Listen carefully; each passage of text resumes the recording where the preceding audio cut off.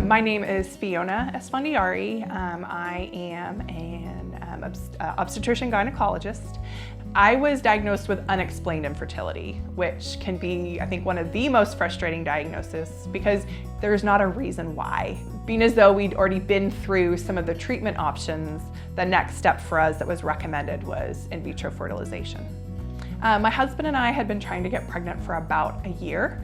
I had been to a previous IVF facility close to where I live down in Dallas and had undergone treatment there, mostly intrauterine insemination and some oral medication. That unfortunately was not successful, so I decided to seek a second opinion. I heard they were very compassionate doctors. They have very good success rates with pregnancy, and also due to the proximity of location to where I live. Dr. Mucowski is not only a wonderful person, but a very skilled clinician. Immediately when my husband and I met with her for our first consultation, we felt very relaxed. She explained everything very, very well. I love that she draws pictures the old-fashioned way, and she's not a bad artist either, although she'll tell you to excuse her poor drawing skills. She explained, the reasons behind infertility, the options that we had, and then how to proceed.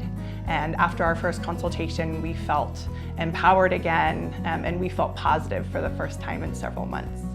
We underwent an egg retrieval in July of 2017 and elected to do a fresh embryo transfer. That unfortunately didn't take, and I think that was really the main bump in our road, because you get very excited about the prospect after a transfer, and unfortunately that didn't take. So we got back on the horse and then did another transfer, which was frozen the next month, and we were very fortunate to become pregnant with that transfer. I went to the second time round when we had the frozen embryo transfer. We just had a better feeling about it. My husband was there with me, and we watched on the screen when Dr. Mucowski did the transfer, and we both joked that it looked like this little embryo had pretty much just bitten into my uterine wall and attached itself. So we had a pretty good feeling. I mean, it might not be scientific, but we had a great feeling about it. And so a couple days later, when I got the phone call from one of the nurses, and with my results, I was actually at work, and I did a three-way phone conversation with my husband, and she told us the results, and we were both ecstatic. Daniel decided to make his entrance a little early. He came at 37 weeks. I guess he was just ready. He was a big boy. He weighed 8 pounds and 3 ounces. And since then, he has been pretty early at everything. He's just growing so quickly. He started sitting up around 6 months. And now at 11 months, he is pulling up and he's starting to cruise along the furniture. He's standing by himself, so he'll probably be walking before age 1. And so he's a growing boy. He loves walks in the park, he loves swinging, and he also loves chasing our dog. The advice that I would give is don't be afraid and don't wait too long. If you've been trying, you're less than age of 35, you've been trying for over a year, don't just think, okay, I'll give it another 6 months or I'll give it another 8 months. Do seek some treatment. It doesn't mean that you're going to have to go straight to IVF. There's a lot of different parts of the evaluation, and then there's a lot of different options out there that I think people don't realize. So it's important to know your fertility status.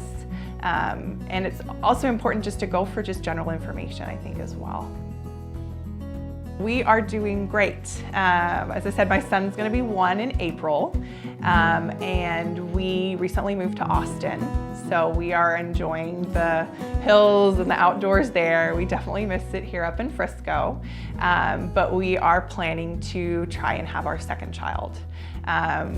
We are staying with Dr. Mucowski, even though it's a 3-hour drive. She's absolutely worth it to come up here. So we are looking forward to starting to try for our second child. Luckily, we have 3 frozen eggs, which we affectionately refer to as our Frosties. So we will be starting to undergo the medications and the injections, and then have our fingers crossed for a successful frozen embryo transfer. And I'll report back with that news.